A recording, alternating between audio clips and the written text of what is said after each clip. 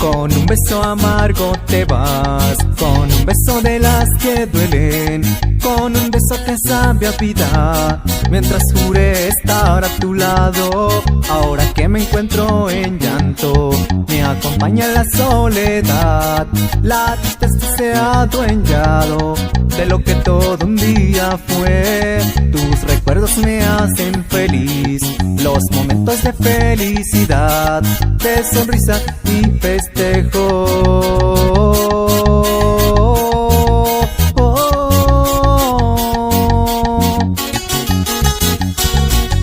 Y con cariño y respeto va el saludo a la familia Hernández Carrillo y de la Cruz Hernández.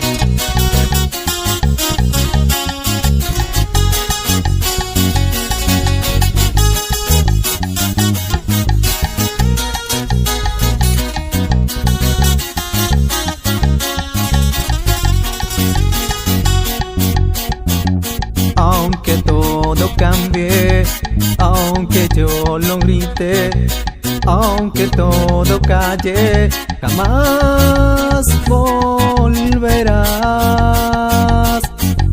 Ay, mamá mía, mi Dios, yo le suplico, te pido me lo cuides por toda la eternidad.